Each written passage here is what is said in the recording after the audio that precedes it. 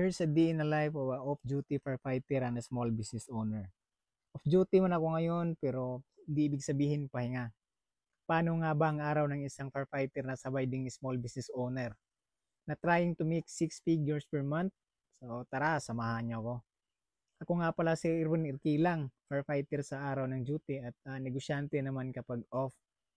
At itong banana chips ang isa sa pinagkakabisihan ko ngayon. Una sa listahan, consignment delivery sa Baptist School. So mahalaga ang quality mula sa pagkakasil, timbang hanggang sa presentation. Kasi kung gusto mong kumita, kailangan palaging maayos ang produkto mo. Ganito ang parte ng business na hindi nakikita ng iba. Ang paghatid, pagkipag-usap at pag-check ng stocks. Small things pero malaking tulong sa pangarap na 6 figures per month. Pagkatapos ng deliveries, oras para sa sarili.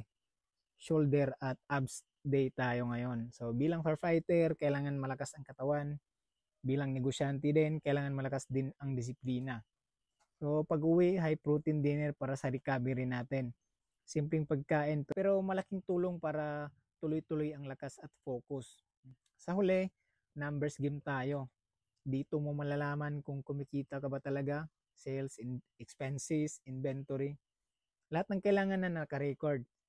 Kasi walang negosyo ang umaasenso nang wala tong part na to.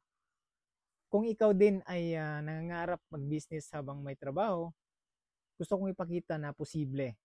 Hindi madali pero kaya. Basta may disiplina at sipag. Mas napagtanto ko ngayon na hindi pala about sa oras na meron ka, kundi kung paano mo ginagamit ang oras mo.